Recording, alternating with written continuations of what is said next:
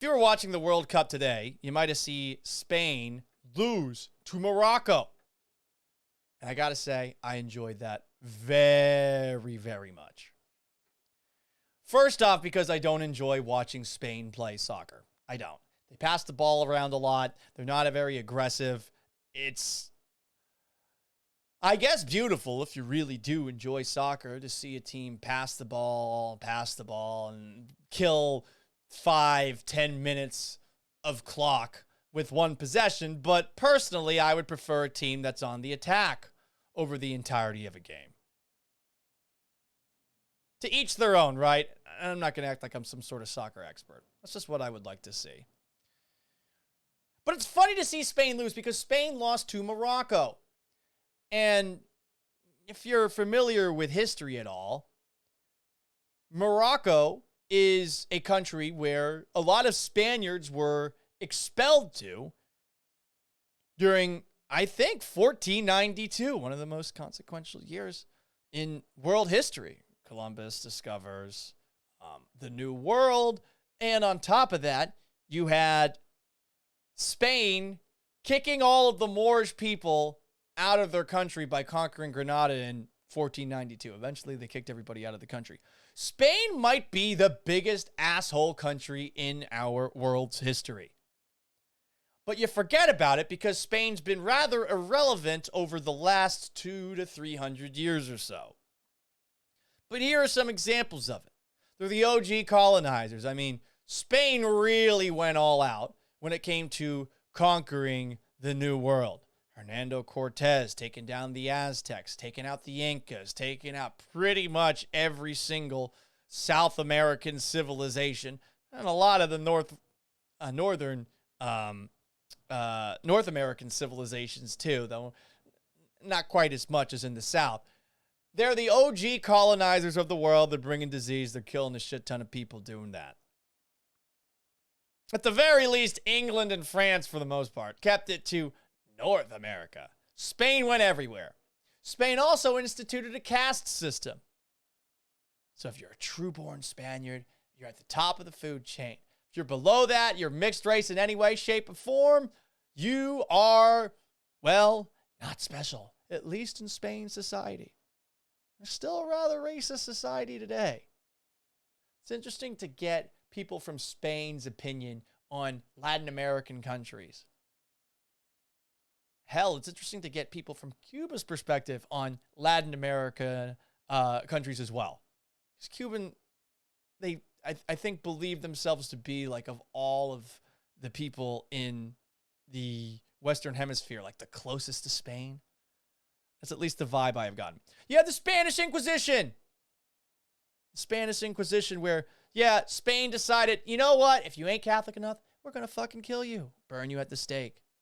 You've got the expulsion of the Moors, as I talked about a little bit earlier. You've got Protestant persecution. So you just hate to see them lose in the World Cup. Not.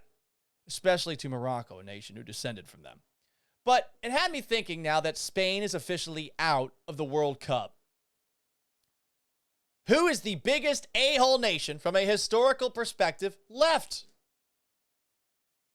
Because every country that's still in existence has probably done some fucked up stuff to maintain itself to this point, right? So of all the teams left, and I don't know what the score is of Portugal and Switzerland. Let's see. Is that game on right now? Looking it up online. Portugal is up 2-0 on Switzerland at halftime. So I'm assuming that Portugal is going to advance. But we'll include Switzerland as one of the 9 teams remaining in the World Cup for the sake of this conversation. The country who is in last place as far as being an a-hole historically is Morocco. Because, yes, the Moors and people from Northern Africa did invade Europe in like the 700s. But they eventually got stopped. And they've kind of been getting fucked over for the majority of the last 1,000 years. They have become the conquered. They have become the prey. Really, take a look at all of the different empires that have conquered them over the last thousands of years. You have the Ottomans. You have, I think, France, among many other countries. Morocco's been largely some sort of colony or territory for much of the last 1,000 years. They're in last place. So if you want to say like, hey, I'm rooting for a team in the World Cup entirely based off of history, Morocco should be your number one. Number two, eighth place for assholes left in the World Cup, you have Switzerland. If you've ever been to Switzerland, the Swiss are rather stuck up. The big issue I have with the Swiss historically, who have always been neutral, ooh, look at us, although they have definitely fought in some wars.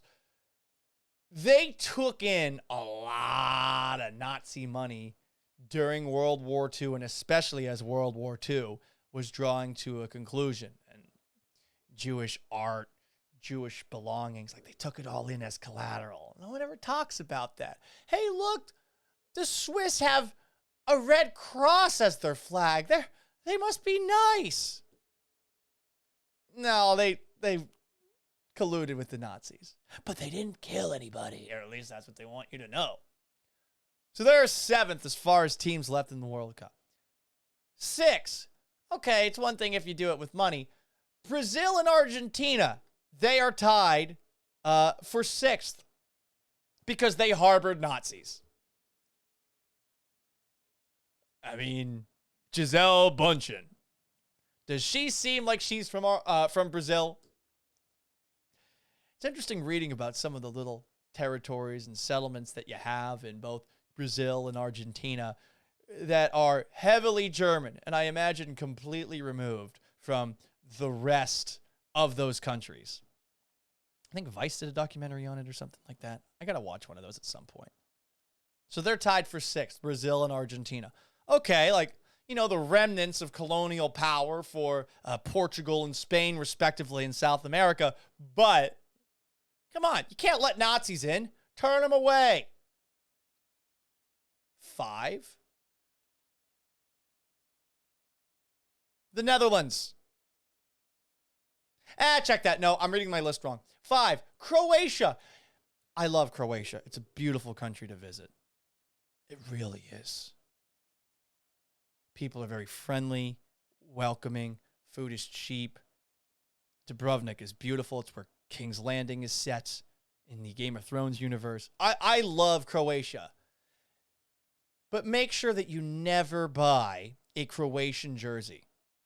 Because the Croatia checkered jersey, which looks badass, right? That is their Nazi flag. Did you know that there were 4 countries in the Axis? You definitely know about Germany and Japan and Italy in World War II, right? You probably didn't know about Croatia. Croatia was an Axis power in World War II. They were under the thumb of the Germans. If I'm not mistaken, they actually were more useful to the Germans as World War II continued than Italy. Croatia. Nazis. If you're a Nazi, there's no real coming back from that. Even if the majority of your history you weren't that, you were being conquered by random Italian city-states and Venice and all those things. Nope. Nazis. 4th, you got the Netherlands. So the Dutch are kind of forgotten compared to like England and France and Spain and Portugal, all of the European colonial superpowers of the 1600s and 1700s. But they had colonies all over the world, and they were dicks to the people that they conquered. Probably to a lesser extent than France, than England, than Portugal.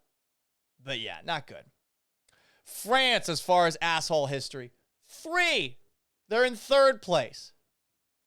We're going to talk about Portugal and England, who are 1 and 2 in just a moment. But France, the one thing they have going for it is that its people killed their king. So they've had like 200 years where they haven't been assholes. They've looked like assholes, which is totally different. World War II they looked like assholes because they surrendered. They were fighting with the Nazis for a bit of time. The Vichy French. World War I, I mean, they were the ones fighting on their own, in their own backyard on the front of Germany and trying to stop the German advance. And they got help from England, of course, and they got help from the United States eventually. No one was winning that war, World War I, until tanks came in. France gets a lot of shit for World War I. Have they been assholes over their history? I mean, honestly, they've been dealing with a lot of German bullshit for much of the last 150 years. Germany invaded them in 1870. Germany invaded again in World War I. You know, like, that's been a big issue for France. So, recent history puts them a little further down the a-hole nation power rankings. So then you have number 2, Portugal. Portugal started the international slave trade. Like, that's all you got to say. That was started by Portugal. All those other countries participated in it. The United States was the last to leave that party, but the Portuguese started that fucking thing. And it's their fault. You can blame it on them. That's why the United States doesn't have a great history. And then number 1, it's obviously England. England, for 1,000 years, conquered and persecuted the whole world, including the Irish. I'm Irish. The Scottish. I'm Scottish. The French Canadians. I'm French Canadians. Colonies throughout the world. India. Oh, the second biggest country in the world. Yep, they colonized them. They had a colony in China. They started something called the Opium Wars. There's a war over opium in China like 100 years ago. England's fault.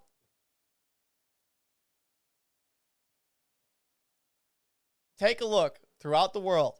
England. They bad. They very, very bad. But you knew this already if you've been listening to me enough.